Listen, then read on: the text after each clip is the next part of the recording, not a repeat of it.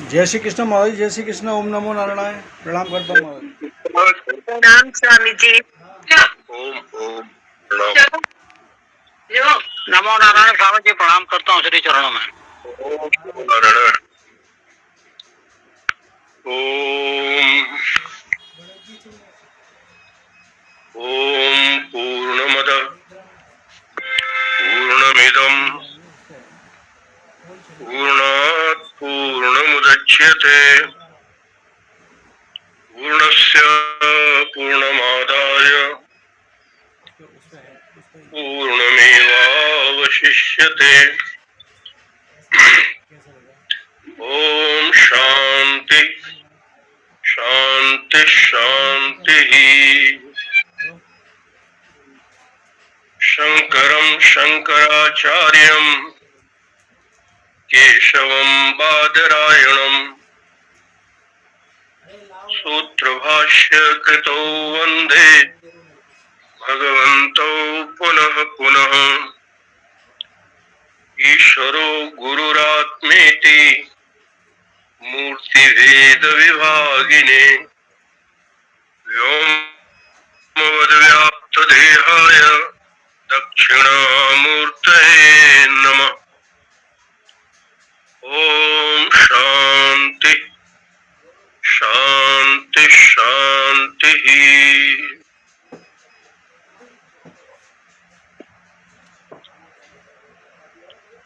भगवान भाष्यकार आचार्य शंकर के द्वारा प्रणीत दृग्दृश्य विवेक, जिसके अंतर्गत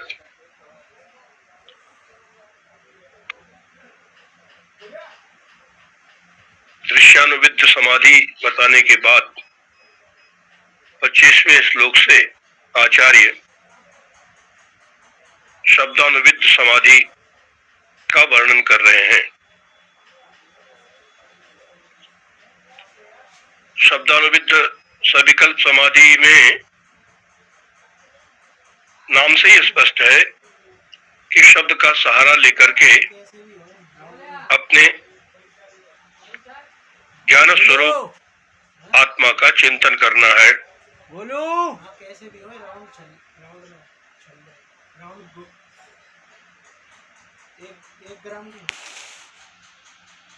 अर्थात हमें ये देखना है, ये जानना है कि ज्ञान स्वरूप आत्मा कैसा है। आचार्य ने बतलाया असंग सच्चिदानंद स्वप्रभु द्वैत वर्जित अस्मीति शब्द विद्धोयम समाधि सविकल्पक।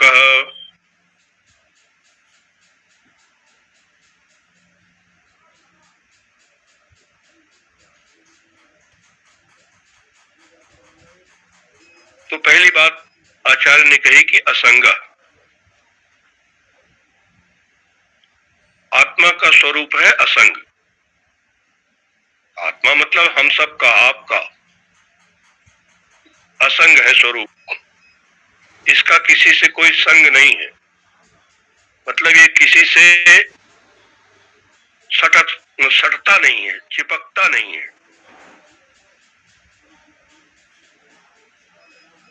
किसी में चिपकना, किसी से हट जाना, ये मन में ही होता है, आत्मा में नहीं होता। हमारा मन ही किसी से चिपक जाता है, सट जाता है और किसी से हट जाता है। ये आत्मदेव कैसे हैं? तो आचार्य ने कहा असंग। श्रुति तो इसमें प्रमाण है ही है, हम बार बार उद्धृत करते हैं, आपको बताते भी हैं, याद दिलाते हैं। बृहदारण्यक उपनिषद में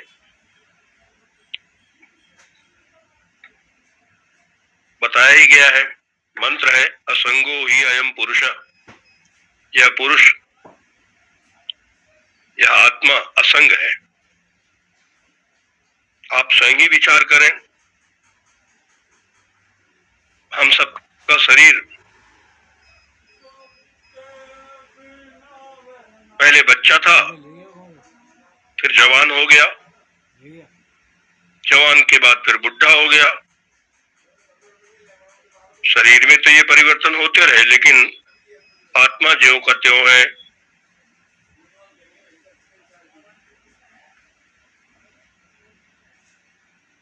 हम सपना देख रहे थे, जग गए, जागृत हो गया, हम जैसे कि तैसे। जागृत छूट गया, सपना आ गया, आत्मा ज्यों का त्यों। सपना चला गया, सुसुप्ति आ गई। तो तीनों अवस्थाओं में, स्वप्न, जागृत, सुसुप्ति में, ये अवस्थाएं तो बदलती रहती हैं, लेकिन आत्मा नहीं बदलता। आत्मा तो ज्यों का त्यों ही रहता है, किसी के साथ न चिपकता है न किसी के साथ जाता है।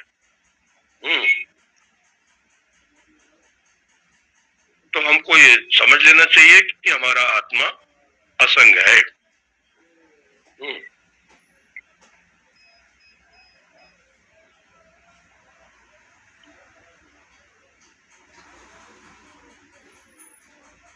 अब ये असंग बताने का तात्पर्य ही है कि इस बात का हमें हमेशा स्मरण रहना चाहिए।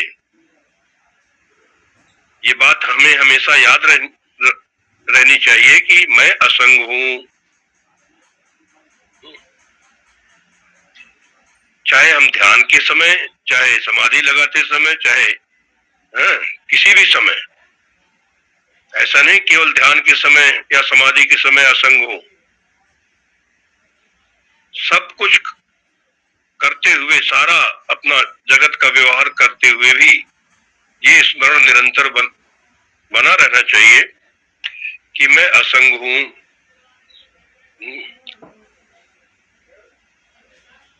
जैसे जैसे अपनी असंगता का अनुभव होगा, मतलब आत्म भाव में जो आत्मा का स्वभाव है, आत्मा का स्वरूप है असंग, उसमें जैसे जैसे दृढ़ता आती जाएगी, वैसे वैसे ही आत्मा में आनंद का आवेश आता है, आनंद का उद्रेक, आनंद की वृद्धि होती है। आपको अनुभव होता है इस समय कि मैं पूर्ण हूं, मुझ में कोई कामना नहीं है, और मैं किसी अभाव से भी ग्रस्त नहीं हूं, मुझ में कोई अभाव भी नहीं है, मैं सब कुछ हूं, मुझ में ही सब कुछ है। मत्ता परतरम नान्यत किंचिद अस्ति, मुझसे बाहर कुछ है ही नहीं है। तो ऐसी पूर्णता और तृप्ति का अनुभव जब होता है, तो जिन विषयों में हम आनंद मानते हैं, सुख मानते हैं, वो फिर विशेष सुख जो है वो फीके पड़ जाते हैं, तुच्छ लगते हैं। जैसे यदि कहीं घना अंधकार है, गहरा अंधकार है, तो उस गहरे अंधकार में तो मोमबत्ती के प्रकाश का भी कुछ महत्व है। 155 मिनट है, लेकिन जहाँ 155 ग्राम है, दोपहर का प्रचंड सूर्य प्रकाशित हो रहा हो, तो वहाँ मोमबत्ती के प्रकाश की कोई गिनती नहीं है, गोला है, उसका कोई महत्व नहीं है। 125 ऐसे ही आत्म सुख जो है जब मिलने लगता है, तो दुनिया के जितने भी सुख हैं सब फीके पड़ जाते हैं।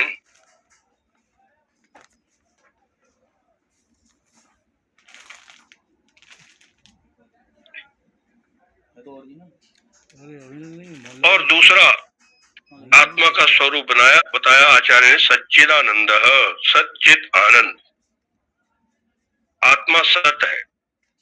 सत है मतलब किसी काल में इसका अभाव नहीं है, किसी काल में इसका बात नहीं है, काल इसको काट नहीं सकता। यदि काल कहे कि हम तुमको काट देंगे, तो हमें याद रखना चाहिए कि हम सत हैं। कोई भी काम, हाँ काल मतलब मैं काल का भी महाकाल हूँ, मुझे कोई काल नहीं काट सकता। काल की कल्पना भी हमारी है, काल हमसे पैदा हुआ है, मैं काल का बाप हूँ, ऐसा विश्वास होना चाहिए। जड़ यदि कहे कि हम तुमको अपने साथ मिला करके तुमको भी जड़ बना देंगे,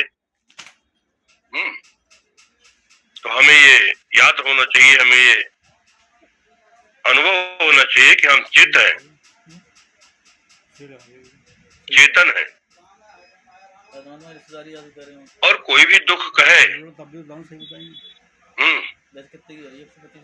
कि हम तुम्हें दुखी कर देंगे या तुमको दुख की दवा देंगे, औषधि देंगे, तो हमें ये स्मरण होना चाहिए कि हम तो स्वयं आनंद स्वरूप है, मुझ में कोई दुख नहीं है। और इतना ही नहीं, हमको कोई प्रकाशित नहीं कर सकता, कोई भी हमको प्रकाश नहीं दे सकता। 100% क्योंकि हमारे ही प्रकाश में तो सारी दुनिया दिखाई दे रही है। 30% का फायदा हो गया आपको। आचार्य कहते हैं स्वप्रभा, कितनी होती बता देता हूँ। ये आत्मा स्वयं प्रकाश है। तुम्हें एक मिल गई है भाई साहब, कैसे भी लौटा लिया और रिटेल वाले चले जाओ, ज्यादा पैसे तो दूसरा तो कोई है ही नहीं, तो आपको मिल गई है इस रेट में। दूसरा तो हमारा बनाया हुआ है, बनाया हुआ ही है, हम ही ने दूसरे को बनाया, खड़ा कर रखा है। क्या कह रहा तुमसे, वो देता भी नहीं हूँ किसी को, देते नहीं किसी को। तो ये जो तो हमने कह दी सीमा दे दी है, 70% चांदी द्वैत वर्जित है, द्वैत से रहित है, मतलब अन्य कोई नहीं है। कैसे लिए 100% चांदी, आत्मा अद्वितीय है, एक मेवा द्वितीयम, श्रुति कहती है। सुना होते वो 100% के ही पैसे लेते हैं, दूसरा जो कुछ भी है वो हमारी ही कल्पना है, और ऐसी कल्पना करके हम उन्हीं के साथ व्यवहार करते हैं, उसमें रहते हैं, खेलते हैं। हमें लोभ लालच नहीं है, हम लोभ लालच होता हम अपनी कमीशन ले लेते तुमसे, लोभ लालच तो नहीं है। तो ये भी समाधि सविकल्प का, ये शब्द विद्ध जो समाधि है ये सविकल्प समाधि है। 125 ग्राम है, 125 बहुत सी रहा है। तो यहाँ जहाँ शब्द की जरूरत पड़ती है तो शब्द की चूंकि यहाँ आवश्यकता है, के माध्यम से 800 रुपए की पड़ती है, आत्मस्वरूप का विचार करते हैं, इसलिए ये भी 29,000 की पड़ती बाहर से लेते शब्द अनुविद्ध समाधि है। कैसे बच गए आप? तो यदि कोई कहे कि हम सविकल्प समाधि नहीं लगाएंगे, हम सीधे निर्विकल्प समाधि में पहुंच जाएंगे, तो ऐसा प्रयत्न नहीं करना चाहिए। पहले अपने आप को जाने, उनको दिया हो पैसे वापस ले आओ, बाहर से ले जाए। अरे नहीं, अरे सुनो, स्वयं को जानने के बाद फिर दृश्य को नकली लग रही है, दृश्य को भी छोड़ दें, हाँ, और शब्द को भी छोड़ दें। ये दृश्यानुविद्ध समाधि और शब्दानुविद्ध समाधि, शब्द के द्वारा तो हमको अपनी विलक्षणता, जो आत्मा का विलक्षण स्वरूप है, उसको समझना है, शब्द के अर्थ के चिंतन के द्वारा। होलसेल का मार्केट है। तो जब तक शब्द के द्वारा अपनी विलक्षणता को हम समझ नहीं लेते हैं, तब तक उसको छोड़ना नहीं चाहिए।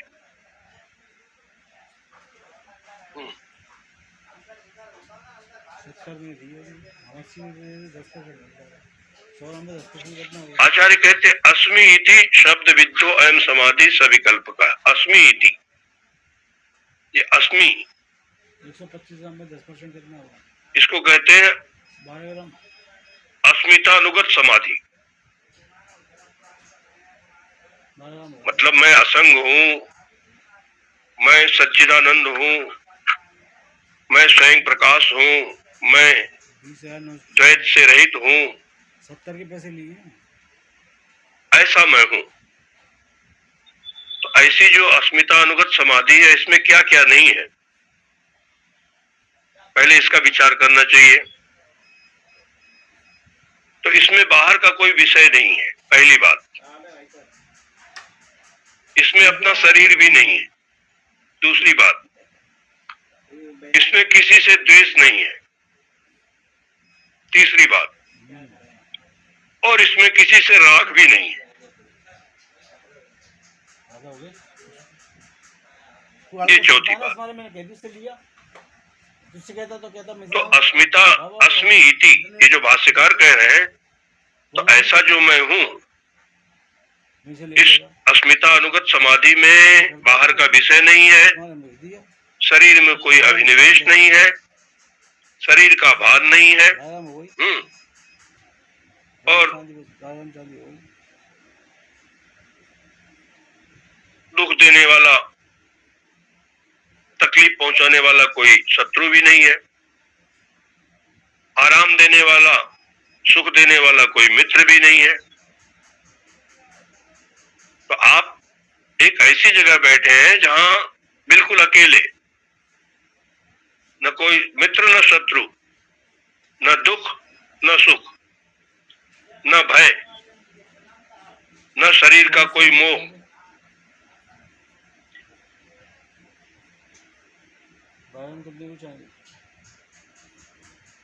ऐसी स्थिति में जो आप बैठे हैं, तो आप कौन है? भाष्यकार बतलाते हैं कि स्वयं प्रभा, स्वयं प्रकाश, सच्चिदानंद, ये सविकल्प समाधि हुई।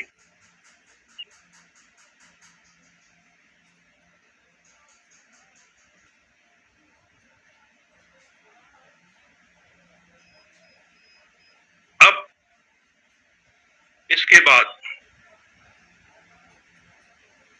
निर्विकल्प समाधि कैसी होती है?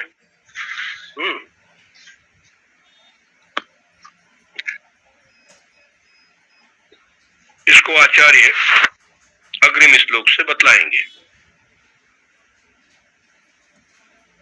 ये जो निर्विकल्प समाधि है,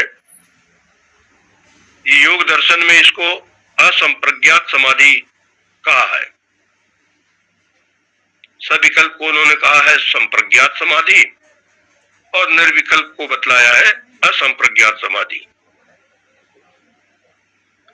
तो संप्रज्ञात समाधि के तो वहां 4 वेद हैं योग दर्शन में, लेकिन उन चारों का यहाँ आचार्य शंकर ने, भाष्यकार ने 2 में समेट दिया, 2 में उसका समाहार करके बोल दिया, शब्दानुवित और दृश्यानुवित। और जो असंप्रज्ञात समाधि है योगियों की,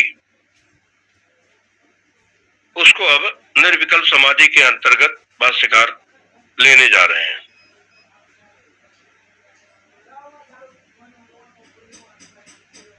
वेदांतियों की स्थिति, वेदांतियों की जो रीति है, तरीका है, वो थोड़ा अलग है।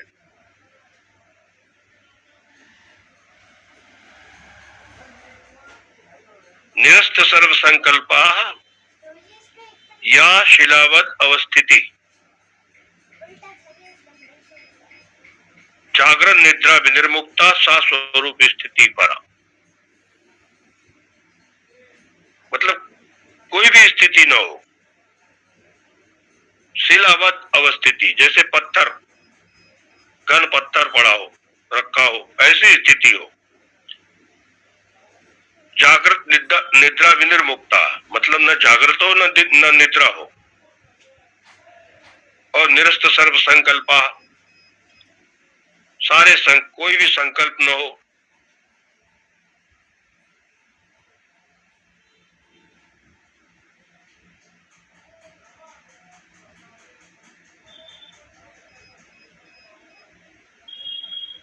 कह सकते हैं अंतः शून्यो बहि शून्य, शून्य किम शून्य कुंभ इव अंबरे, अंतः पूर्णो बहि पूर्ण, पूर्ण कुंभ इव अंबरे। भीतर से भी शून्य, बाहर से भी शून्य।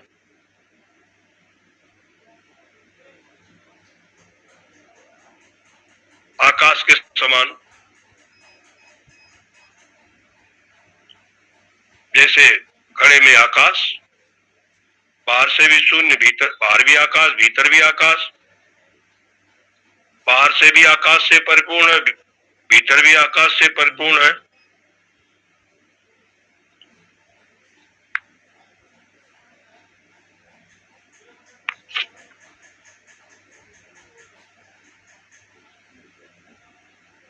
क्यों छेड़ रहा है?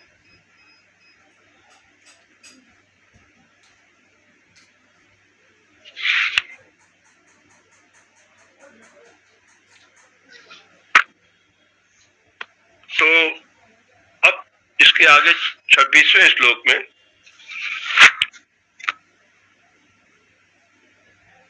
भगवान भाष्यकार कहते हैं,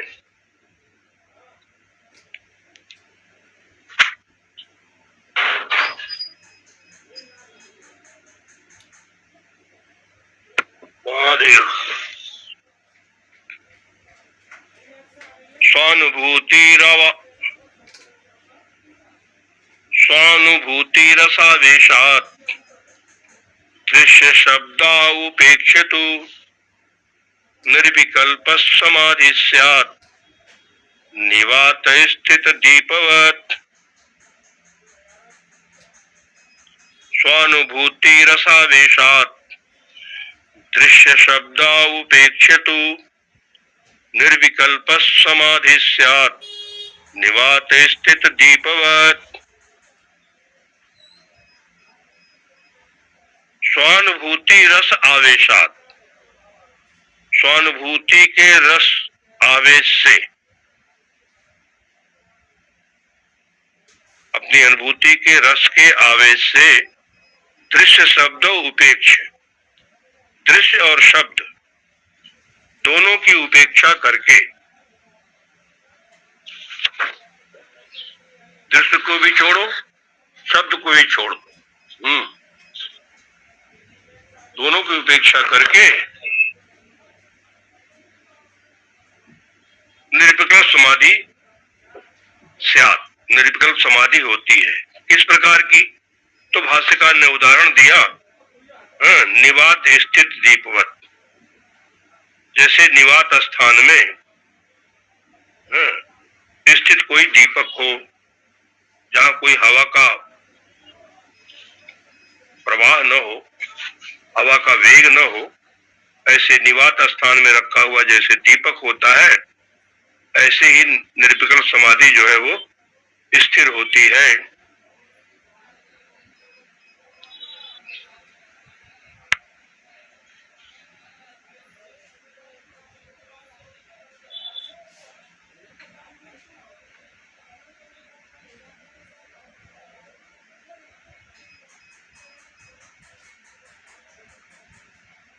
तो जब बाहर के विषय को नहीं ग्रहण करके चित्त की वृत्ति निरोधाकार होती है, मतलब सभी विषयों का निरोध हो जाता है, किसी भी आकार को ग्रहण नहीं करती,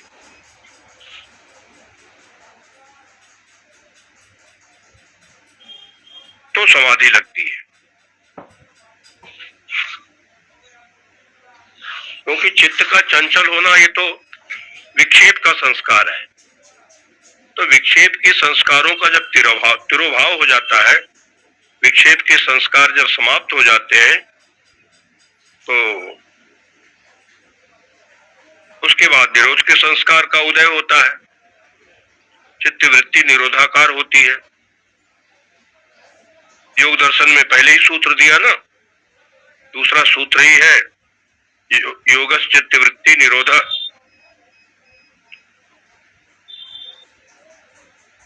तो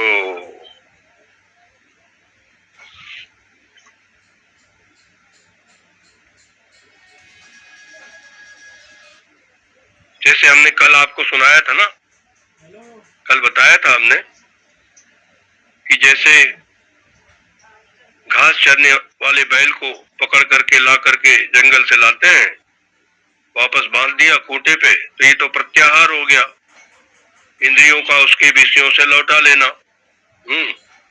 आहरण करना, लौटाना। जिधर गया था अपना मन चलने के लिए, उधर से पीछे की ओर लौटाना, वापस ले आना। इंद्रियां हमारी घास चरने गई, विषय रूपी घास। आप जानते होंगे इंद्रियों को संस्कृत में गो कहते हैं। गो, गाय को भी गो कहते हैं। तो इंद्रिय रूपी गायें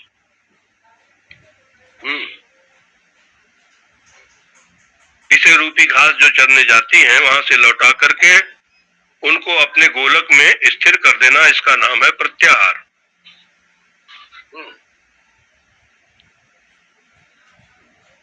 तो ये और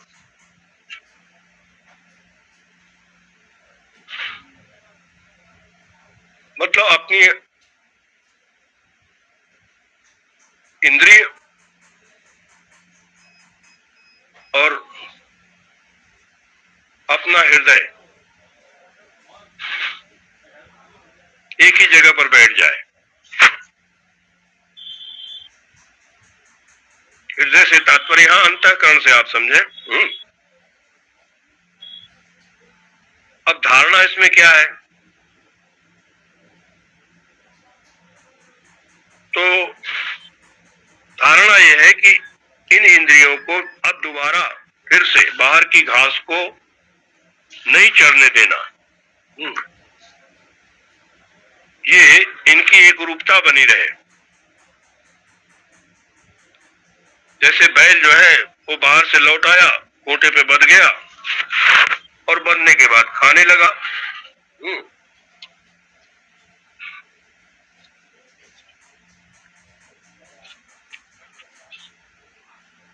तो जो कुछ दिया गया उसको चारा, मतलब वो बार बार एक जैसा ही चारा खाता है, फिर बैठ गया और उसी चारे का स्वाद लेता है, जुगाली करता है। अब चाहे उसका ऊँटा उखाड़ दो, चाहे आप उसकी रस्सी खोल दो, वो तो वहीं बैठ के खाता रहता है और फिर आराम करता है, खा के सो जाता है। सो जाना मतलब ये समाधि लग गई।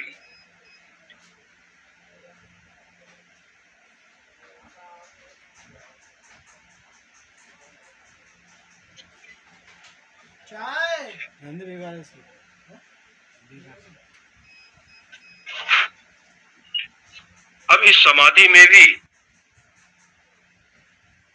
आलंबन की जरूरत रहती है।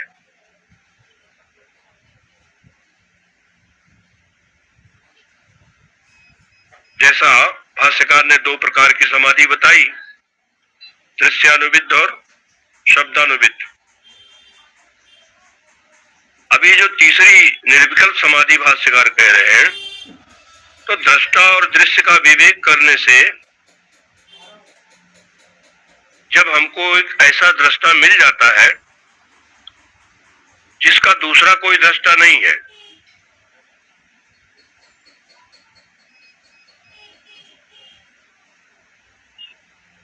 जिस दृष्टा को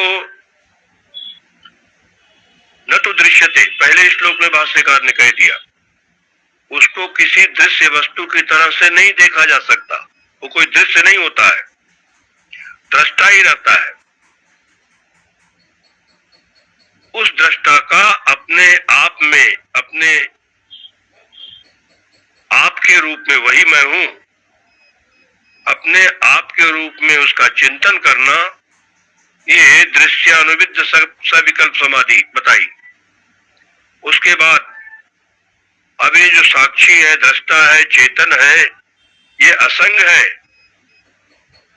ये सच्चिद आनंद स्वरूप है, ये स्वयं प्रकाश है, ये द्वैत से रहित है। इस प्रकार शब्द का सहारा लेकर के अपने हृदय की गहराई में आत्मा से भिन्न कुछ भी नहीं देखना,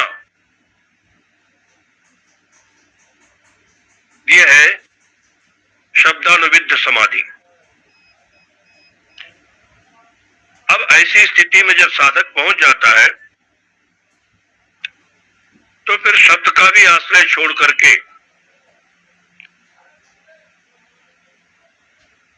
अपने अस्तित्व की जो आनंदमय अनुभूति है, उस आनंदमय अनुभूति को करता रहे,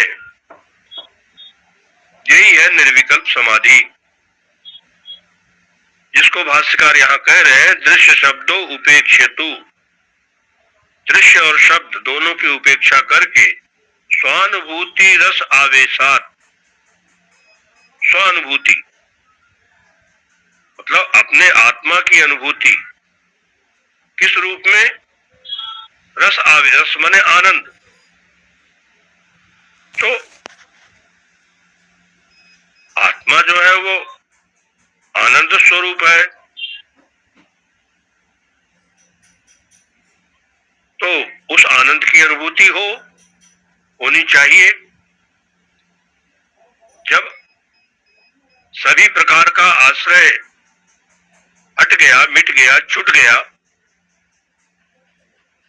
तो केवल जब आत्मा है तो वो जो आत्मा का अस्तित्व है, उस अस्तित्व की आनंदमय अनुभूति होती है तभी। और जब ऐसी आनंदमय अनुभूति होती है तो ये निर्विकल्प समाधि है, क्योंकि विकल्प तो दृश्य और शब्द ही विकल्प थे। दृश्य और शब्द का विकल्प छूट गया, तो दोनों विकल्पों को छोड़ देने से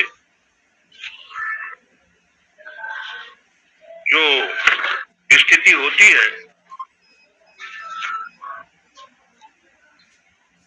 उसमें आनंद का आवेश आता है और वो निर्विकल्प है। हमने पहले भी आपको बताया कि समाधि में आत्मा के आनंद का आवेश होता है, आनंदानुभूति होती है समाधि।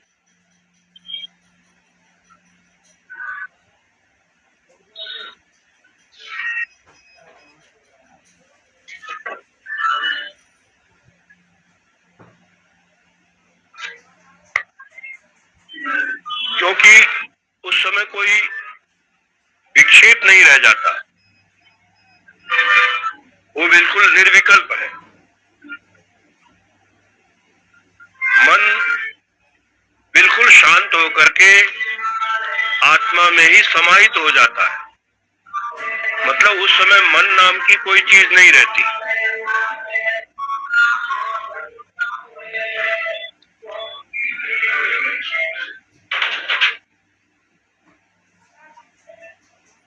जैसा कि भगवान श्री कृष्ण ने गीता के 6वें अध्याय में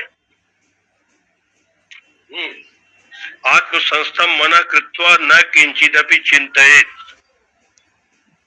जब आत्मा में मन पूरी तरह से स्थित हो जाता, संस्थिता, तो मन आत्म संस्थित होने के बाद फिर कुछ चिंतन नहीं करना है। तो उस समय स्थिति क्या होती है? यथा गीता में भी भगवान ने कहा है, भाष्यकार भी यहाँ वही बात कर रहे हैं, निवात स्थित दीपवत, निर्वात स्थान में स्थित दीप के समान। यथा दीपो निवातस्थो नेंगते सोपमा स्मृता, वो निवात स्थान में स्थित दीपक के समान उसकी उपमा दी जाती है। मतलब इस स्थिति की तुलना निर्वात दीप से की जा सकती है,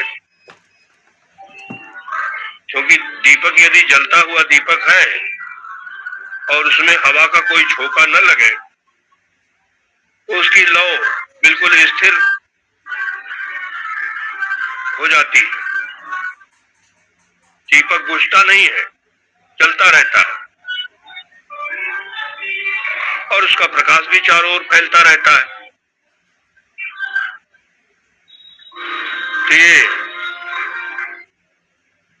और ऐसा जो दीपक है वो बाहर का जो भी वातावरण है या उस दीपक में जो भी वस्तु प्रकाशित हो रही है, उन सभी वस्तुओं से वो दीपक प्रभावित नहीं होता है, उन सभी से वो असंग ही रहता है, अलिप्त रहता है। तो जैसी ये दीपक की उपमा दी है, इसी प्रकार से ये आत्म चैतन्य जो है वो अपनी चेतना की ज्योति में, क्योंकि आत्मा स्वयं प्रकाश है, ये जो स्वयं प्रकाश आत्मा है वो अपने ही प्रकाश में सदा चेतन बना रहता है। अब उसकी चेतना में सारा दृश्यमान जगत प्रकाशित होता रहता है, किंतु वह आत्मा किसी से प्रभावित नहीं होता, असंग ही रहता है, निर्लिप्त ही रहता है। बाह्य वस्तुओं में दिखाई देने वाली सभी वस्तुओं में परिवर्तन तो होता रहता है, लेकिन बाह्य वस्तुओं के परिवर्तन से आत्मा में कोई परिवर्तन नहीं हो रहा है। यदि मन में कभी कभी चंचलता भी आ जाए तो मन के चंचल होने से आत्मा चंचल नहीं हो जाता है, क्योंकि वो आत्मा तो शांत, निर्विकार, अचल, अडिग, असंग अपने ज्ञान स्वरूप में ही विद्यमान रहता है सदा। और निर्विकल्प समाधि में कोई भय भी नहीं है, भय की बात भी नहीं है।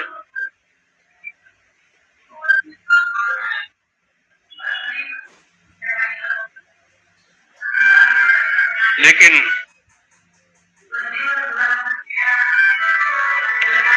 जैसा मांडुक कारिका में भगवान गौड़पादाचार्य जी ने कहा है कि ऐसी समाधि से भी कई योगियों को भय लगता है। ये जो निर्विकल्प समाधि है, मतलब मोक्ष की कामना रखते हुए भी, मोक्ष तो चाहते हैं लेकिन मोक्ष से भय लगता है।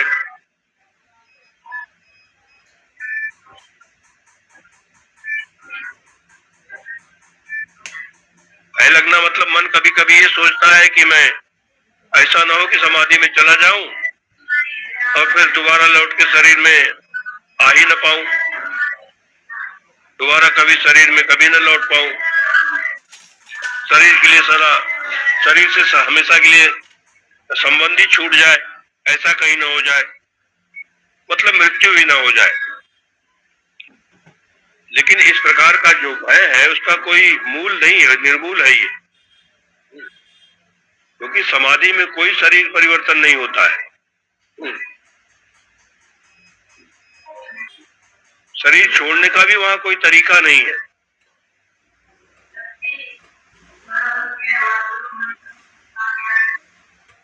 आपने सुना होगा कई बार कि योगी लोग समाधि लगा करके ये जो ब्रह्म रंध्र है, दसम द्वार को खोल करके वहां से प्राण त्याग देते हैं, वहां से प्राण निकाल लेते हैं, निकल जाते हैं शरीर से बाहर।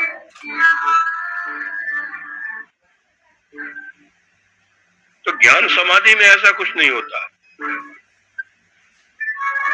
ये जो ज्ञान समाधि, इससे केवल अज्ञान ही नष्ट होता है, अविद्या की ही मृत्यु होती है।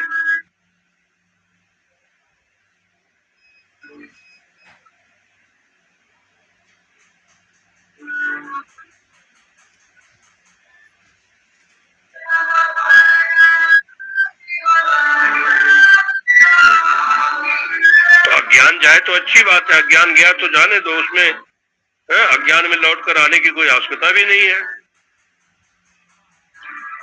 देखिए, क्योंकि सारा जगत का व्यवहार अज्ञान में ही होता है।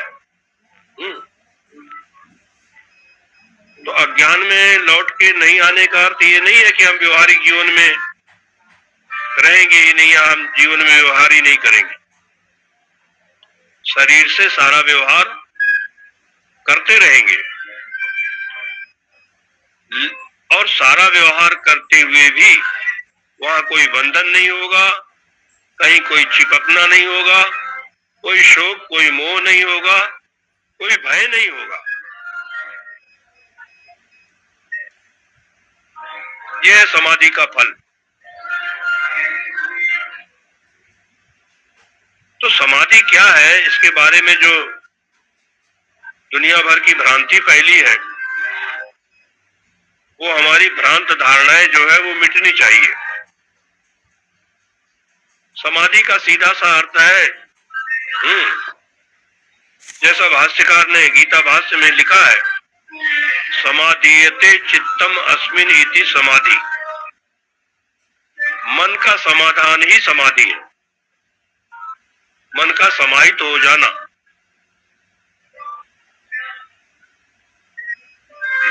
तो मन मतलब अंतःकरण। अंतःकरण जब अपने शुद्ध स्वरूप में समाहित हो जाता है तो उसी को समाधि कहते हैं। अंतःकरण का शुद्ध स्वरूप मतलब आत्मा।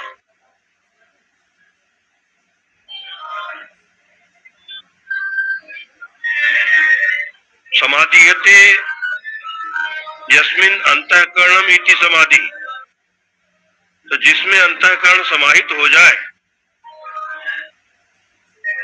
वही समाधि है, मतलब वही आत्मा है। आत्मा ही अंतःकरण का वास्तविक स्वरूप है, शुद्ध स्वरूप है।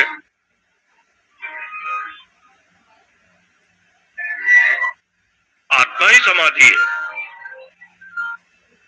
और आप जानते हैं कार्य का जो भी लय होता है वो कारण में ही होता है।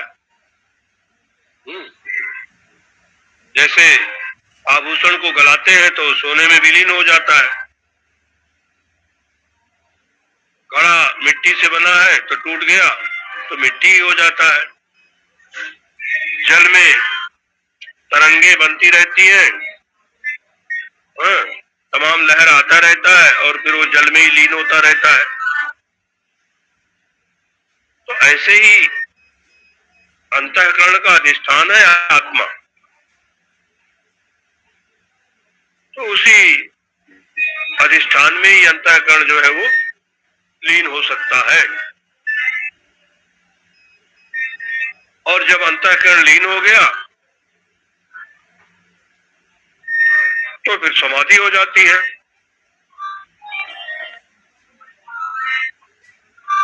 फिर अंतःकरण में विकल्प नहीं उठते हैं।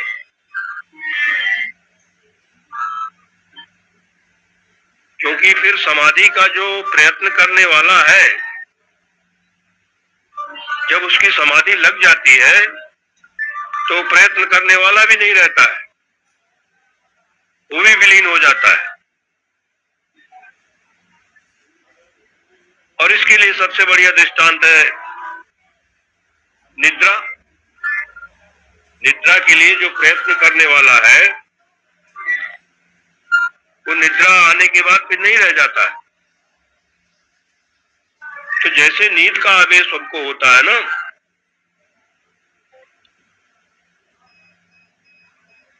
ऐसे ही समाधि का भी आवेश आता है। नींद आने पर नींद के लिए जो प्रयत्न था, जो प्रयास था, वो समाप्त हो जाता है। यहां तक कि ये भी याद नहीं रह जाता कि नींद आ गई है। ऐसे ही समाधि में आनंद स्वरूप आत्मा का जो आनंद है वो आनंद उद्रेक को प्राप्त हो जाता है। मतलब आनंद की लहरें उठने लगती हैं। जैसे जैसे अपने आत्म स्वरूप में दृढ़ता बनती जाती है, बढ़ती जाती है, वैसे वैसे वो आनंद का आवेश बढ़ता जाता है। तो सोने का, जैसे नींद का प्रयत्न हम लोग करते हैं, तो नींद का प्रयत्न करना क्या है? नींद का प्रयत्न मतलब सविकल्प समाधि, और नींद का आ जाना, नींद का आवेश का आ जाना, ये निर्विकल्प समाधि की तरह है। नींद आने के बाद तो कोई नहीं जान पाता कि कब सो गए। तो ऐसे ही समाधिस्थ हो जाने के बाद भी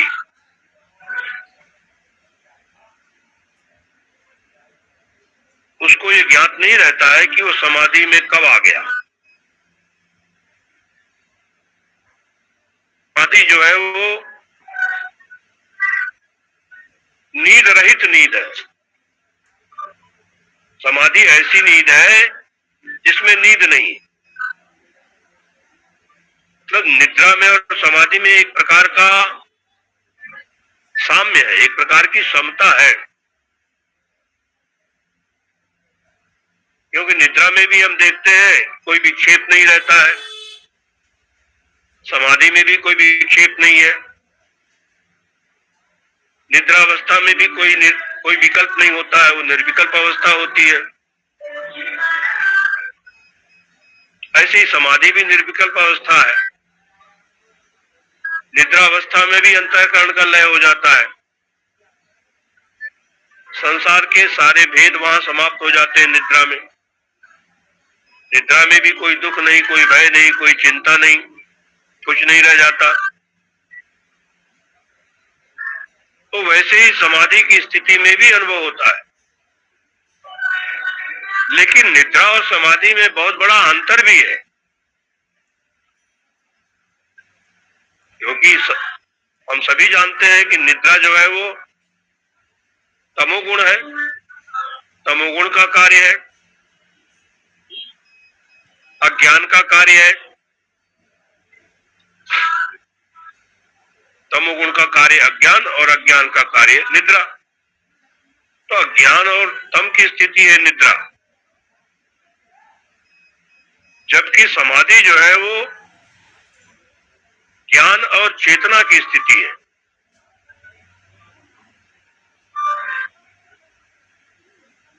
निद्रा तो क्षणिक होती है, कुछ देर के लिए, कुछ क्षण के लिए, और समाधि जो है वो शाश्वत होती है।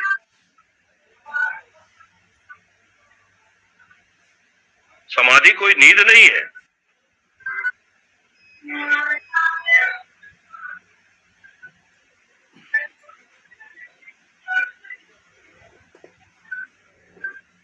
योग दर्शन में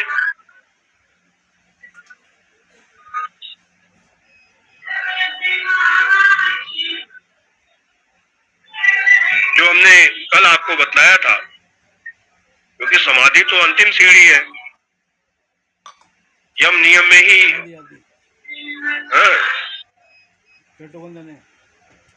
अहिंसा, सत्य, अस्त्य, ब्रह्मचर्य, परिग्रह, पंचयमा और शौच, संतोष, तप, स्वाध्याय, ईश्वर प्रणिधान, बस एक चाहिए पंच नियमा। छोटी नहीं लग रहा। महर्षि पतंजलि ने योग दर्शन में सूत्र दिया, समाधि सिद्धि ईश्वर प्रणिधानात्। ईश्वर प्रणिधान से समाधि की सिद्धि होती है। ईश्वर प्रणिधान मतलब ईश्वर का ध्यान। तो ईश्वर का ध्यान भी चित्त की वृत्ति को शांत करने के लिए, मतलब समाधिस्थ करने के लिए एक उपयोगी पदार्थ है। अब ईश्वर का ध्यान कैसे करें?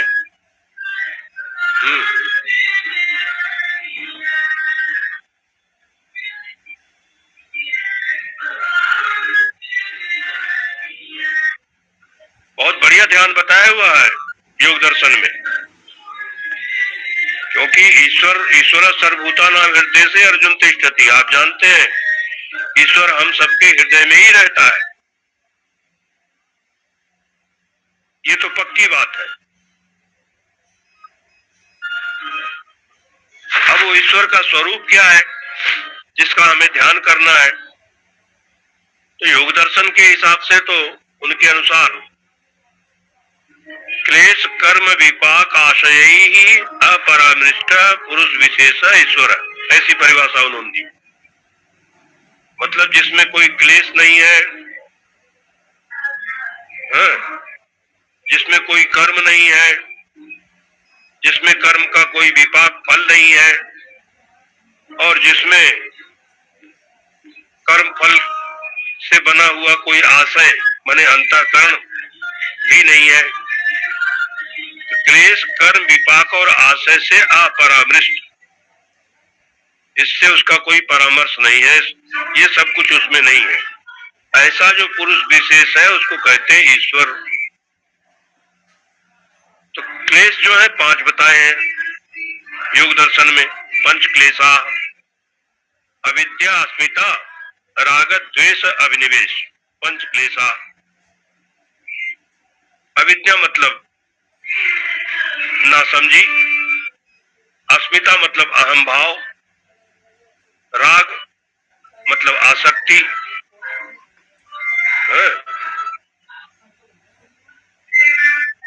द्वेष माने दुश्मनी कह लीजिए, वैर भाव, अभिनिवेश माने मृत्यु का भय। ईश्वर हम सबके शरीर में ही रहता है, और ये पांचों चीज जो होती है, अविद्या, अस्मिता, राग, द्वेष और अभिनिवेश, ये पांचों चीजें देहाभिमानी में होती है।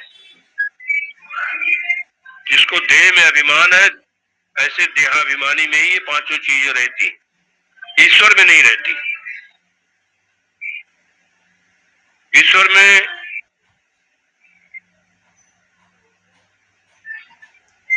न कोई अज्ञान है, अविद्या है, ना समझी है, न कोई अहम भाव है, न उसका कहीं राग है, न में द्वेष्योस्ति न प्रिय, भगवान कृष्ण कहते ही है,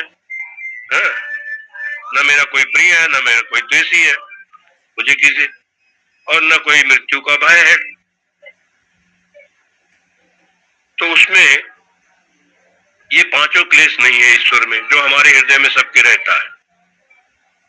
उसमें कर्म भी कोई बुरा या अच्छा, पुण्य और पाप, ऐसा कोई कर्म भी नहीं रहता है। कर्म का फल जो सुख दुख है, वो भी नहीं रहता है।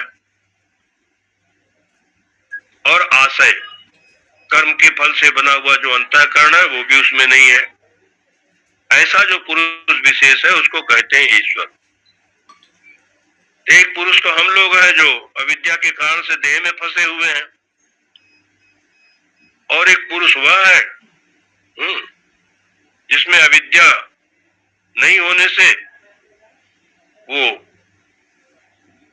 देह में नहीं फंसता, शरीर में नहीं फंसता है।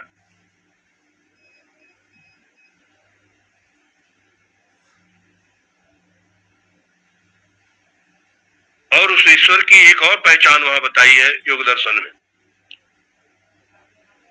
स एष पूर्वेशामपि गुरु कालेनानच्छेदात्, वो काल से, कालेन अनवच्छेदात्, वो काल से कटता नहीं है। क्यों? क्योंकि वो अविनाशी है।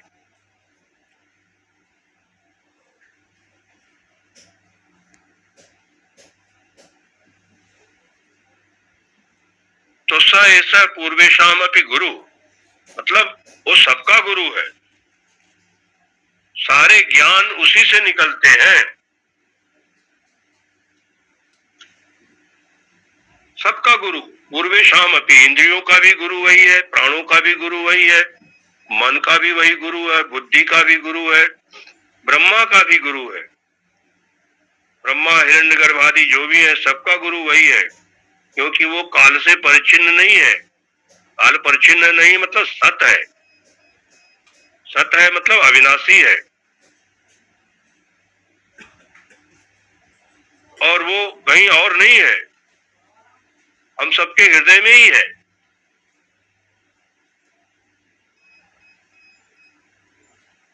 मतलब उससे बड़ा और कोई नहीं। उसके अतिरिक्त और कोई नहीं।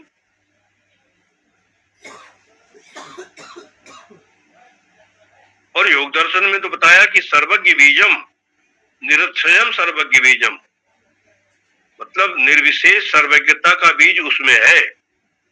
तात्पर्य है कि वो ज्ञान स्वरूप है। ईश्वर ज्ञान स्वरूप है, ईश्वर अविनाशी है, ईश्वर सत स्वरूप है, और ईश्वर क्लेश, कर्म, विपाक, आशय इत्यादि से अपरामृष्ट है, आनंद स्वरूप है। और फिर उसके बाद उसके स्वरूप के चिंतन के लिए बताया तस्य वाचकः प्रणवः, उसका नाम है ओंकार। मतलब समाधि लगाने के लिए जो आलंबन चाहिए योग दर्शन में बताया प्रणव। प्रणव उसका वाचक है। तो लेकिन वो ये समाधि कौन लगाएगा, उसका ध्यान कौन करेगा? जिसके चित्त में कोई राग द्वेष नहीं है।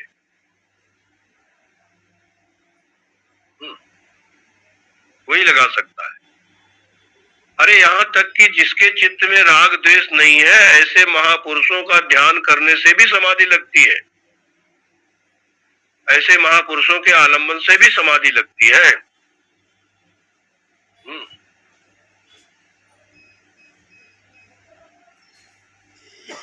तो इस समाधि के लिए काम को, क्रोध को, लोभ को, मोह को, झूठ को, व्यभिचार को, सारी बुराइयों को खत्म करो, मारो। तब उसके बाद जो हमारे चित्त में, हमारे चित्त को परमानंद से जोड़ने वाली जो वस्तु है ना, तब उसकी अनुभूति होगी।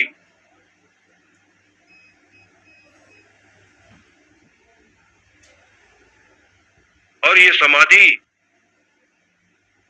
बाहर भी होती है, जैसा भाष्यकार ने यहां बतलाया, और भीतर भी होती है।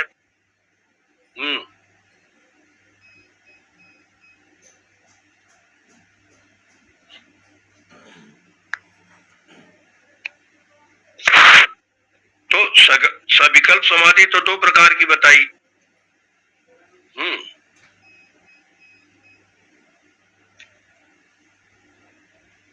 कि काम, क्रोध, लोभ, मोह इत्यादि जो है,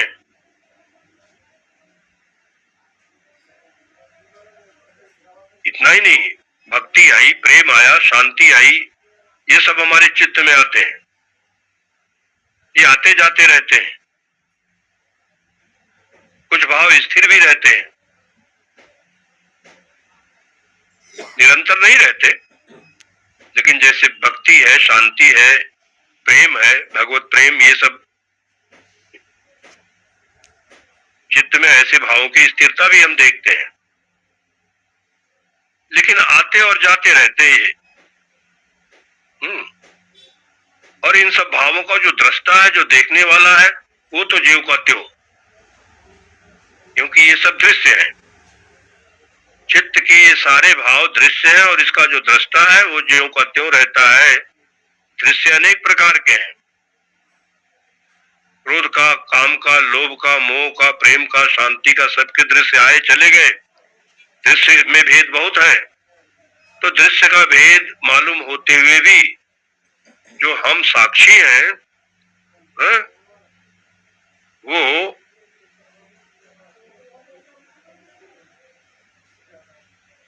वो ज्यों का त्यों रहता है।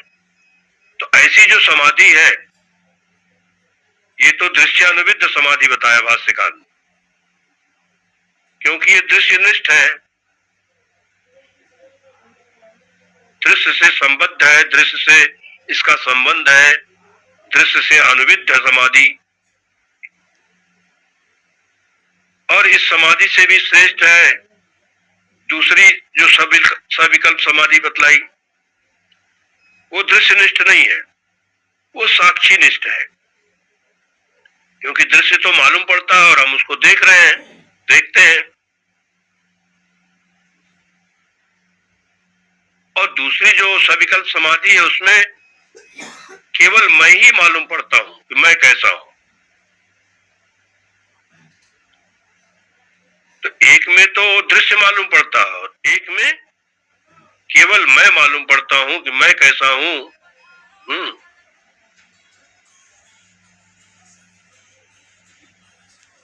तो मैं असंग हूं, सच्चिदानंद हूं, स्वयं प्रकाश हूं, द्वैत से रहित हूं। ऐसी जो समाधि है, ऐसे तो दोनों में ही कल्पना है, इसीलिए सविकल्प समाधि दोनों को कहा भाष्यकार ने। एक में काम क्रोध लोभ इत्यादि की कल्पना है जो दृश्यानुविद्ध समाधि है, और दूसरे में अपने स्वरूप की कल्पना है जो साक्षी निष्ठ समाधि है। अब इन दोनों के बारे दो विभाग तो भाष्यकार ने कर दिया। अब अपने स्वरूप के बारे में जो ध्यान करना है, मतलब ध्यान की जो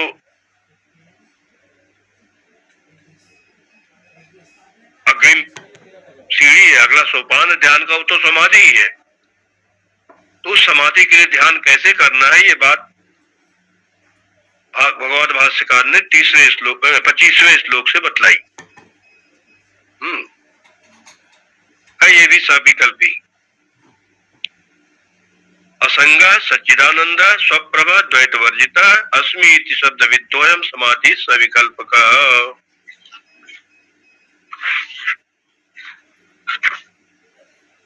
तो अभी तो समय हो गया है, इसलिए इसके ऊपर विचार आने वाले दिनों में हम लोग और करेंगे।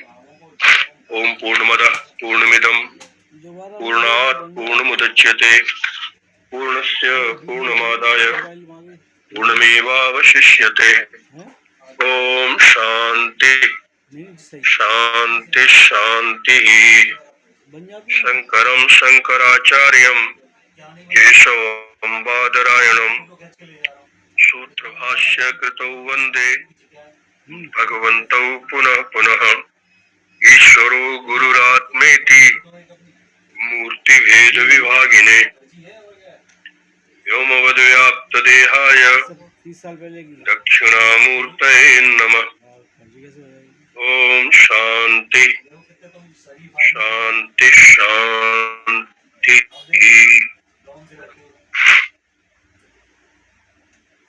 ओम नमो नारायण स्वामी जी, हरिओम हरिओम।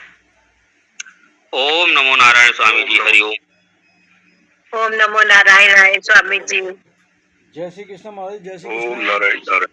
जय श्री कृष्ण। जय ओम नमो नारायण स्वामी जी। महादेव महादेव नारायण। जय श्री कृष्ण। सांसद जी नारायण।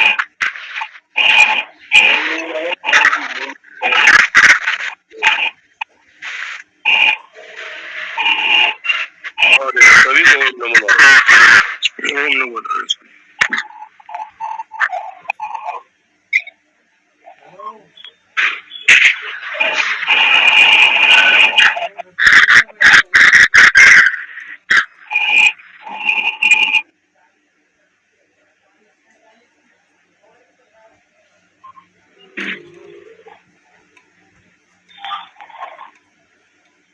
और वो सामान हो गए टॉप करने।